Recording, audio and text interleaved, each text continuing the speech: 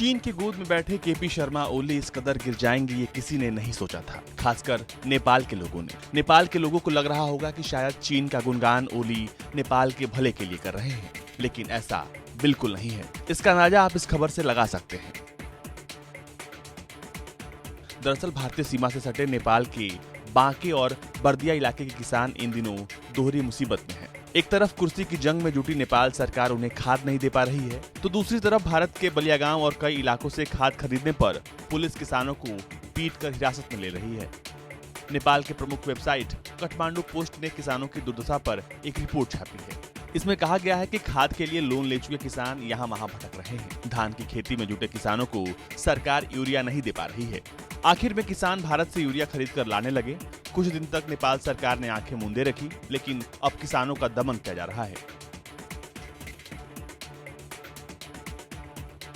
Report में छापा गया कि बर्दिया पुलिस के एसपी केदार राजौरे ने कहा कि जनप्रतिनिधियों की अपील पर प्रशासन ने कुछ दिनों तक खाद आयात के लिए मंजूरी दी थी। किसानों के संकट को देखते हुए कुछ दिनों के लिए बैन हटा लिया गया था, लेकिन इसे दूसरे जिलों में ले जाने की इजाजत नहीं दी जा रही है और शुक्रवार को 1 दर्जन से अधिक किसानों को हिरासत में लेकर कस्टम ऑफिस के हवाले कर दिया गया है। अब भला आप ही बताइए कि ये कहाँ का इंसाफ है और कैसा इंसाफ। किसान कोई नशे का सामान थोड़ी ना खरीद रहे हैं, वो तो बस अपनी फसल बचाने के लिए किसी तरह यूरिया का जुगाड़ कर रहे हैं।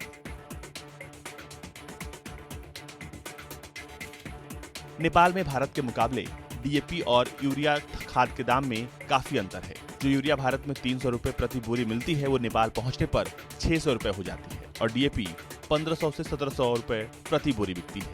यही कारण है कि साल के 12 महीने खाद की तस्करी चरम पर रहती है। तस्कर और दुकानदार तो मालामाल हो रहे हैं, लेकिन समय पर खाद न मिलने पर किसानों की खेती चौपट हो रही है। नेपाल में डीएपी खाद का दाम 3000 रुपए प्रति बोरी है, जिसका भारतीय मूल्य 1850 रुपए से अधिक होता है।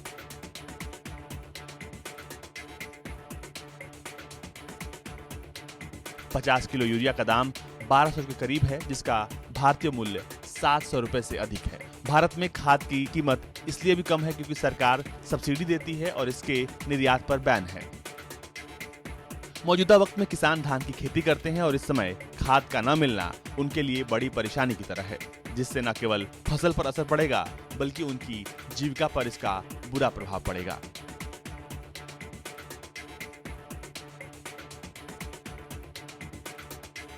ब्यूरो रिपोर्ट, भारत तक।